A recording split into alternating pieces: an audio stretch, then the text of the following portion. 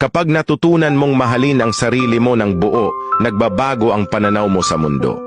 Hindi mo nahahabulin ang mga bagay na dati mong akalay makakapagbigay ng kasiyahan sa iyo, tulad ng atensyon, validation o pag-aproba ng iba. Sa halip, matututo kang magtiwala sa kakayahan mo, sa halaga mo bilang tao at sa mga prinsipyo mo sa buhay. Ang pagmamahal sa sarili ay hindi pagiging makasarili. Ito ay pagbuo ng mas matatag na pundasyon para sa sariling kaligayahan at kapayapaan. Kapag mahal mo ang sarili mo, ikaw na ang nagiging standard. Hindi mo na ikukumpara ang sarili mo sa iba dahil alam mong sapat ka, higit pa sa sapat. Hindi madali ang proseso. Darating ang mga araw na kukwestiyonin mo pa rin ang sarili mo.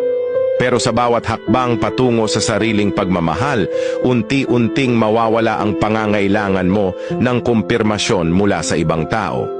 Kasi sa huli, ang pinakamahalagang opinyon ay yung nanggagaling sa'yo. Kaya't simulan mo na. Maging ang sarili mong standard. Mahalin mo ang sarili mo ng totoo, ng walang kondisyon at ng may buong tapang. Dahil sa sandaling gawin mo ito,